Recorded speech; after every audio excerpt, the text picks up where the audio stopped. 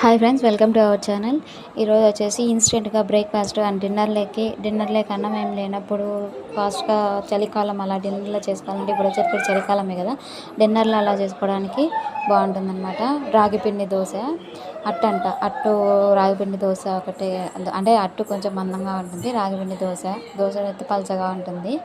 So two spoons రాగిపిండి తీసుకొని అందులో సాల్ట్, జీలకర్ర కొంచెం వేసుకుందాం, 1 స్పూన్ జీలకర్ర, అలాగే వాటర్ వేసుకొని బాగా మిక్స్ చేసుకుందాము.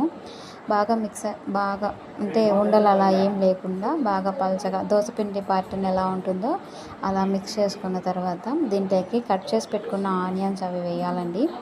ఆనియన్స్, పచ్చిమిర్చి వేసి మళ్ళీ ఒకసారి బాగా కలిపెట్టుకోవాలి. వీడియోలో చూపిస్తున్నాం కదా, ఇలా ప్యాటర్న్ కొంచెం మరీ థిక్గా కాకుండా మరీ పలచగా కాకుండా కలిపెట్టుకున్న తర్వాత కొంచెము కొత్తిమీర, కరివేపాకు కొంచెం వేస్తే బాగుంటుందన్నమాట. అలాగే క్యారెట్ వేసుకోవచ్చు, వేసుకోకపోవచ్చు. పిల్లలు అయితే ఉత్త క్యారెట్ తినడానికి ఇష్టపడతారు, అలాగే ఇలా వేసినా కూడా బాగుంటుంది. కొంచెం సోడా పిండి వేసుకొని ఇంకొంచెం బాగా కలబెట్టుకొని స్టవ్ ఆన్ చేసిన తర్వాత కడాయి పెట్టేసి, కడాయి కొంచెం హీట్ అయ్యి అందులో చూడండి ఇలా వస్తుందన్నమాట.